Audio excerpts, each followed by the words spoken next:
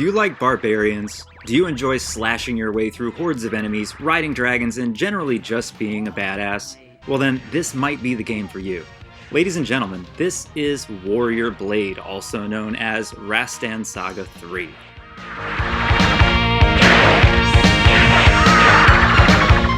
Now, me personally, I've always been a fan of the Rastan series. Well, to be fair, not the entire series. The first one is a classic, obviously. The second one, not so much. I think we can safely just forget about that one. And the third one, I had heard about back then, but had just never gotten a chance to actually see it in person since it was never released stateside.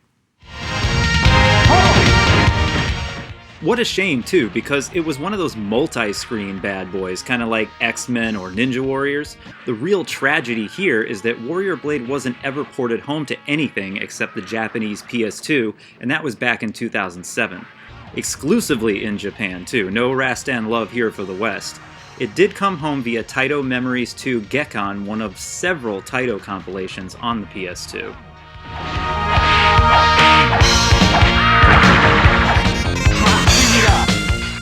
A really interesting feature of this particular port is the option to change the screen size from widescreen to a standard 4:3 mode, which I'll be utilizing in this review since I can't find any other footage of it on YouTube. The game consists of 4 starting levels, and you can pick where you'd like to head at the beginning and after each level is completed. What's cool here is that depending on the order that you choose, you'll end up with a unique penultimate stage and boss before heading to the final battle.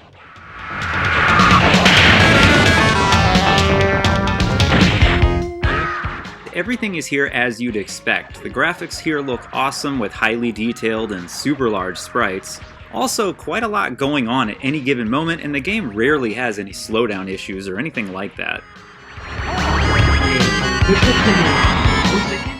To be fair, the enemies in this game hardly present a challenge. It's mainly about just putting you in front of large numbers of enemies and bombarding you with them than it is actually making the individual enemies difficult.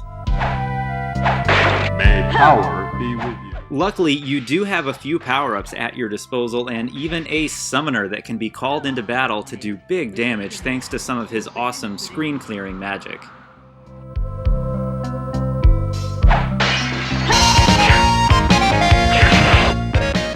Sound and music is also really good here, although it is a bit limited. There's maybe less than 5 songs in the whole game, but they are all quite good and are super memorable.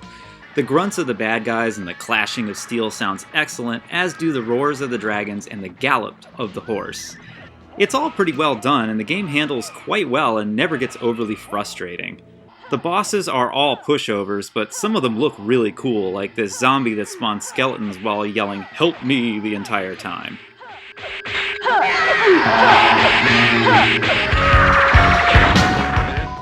So yeah, all in all, Warrior Blade is an awesome game with great visuals, soundtrack, and control.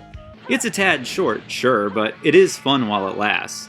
If you want to play it at home, the import PS2 is the only option, unfortunately, and Taito Legends 2 Gekkan runs for around $200 these days.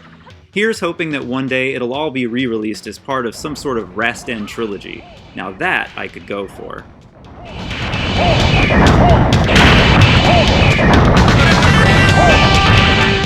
As always, guys, I'd like to thank you all for watching and, of course, commenting. Big shout out and thank you to KidShoryuken for having me on today to talk about the always awesome Warrior Blade. And until next time, stay classic.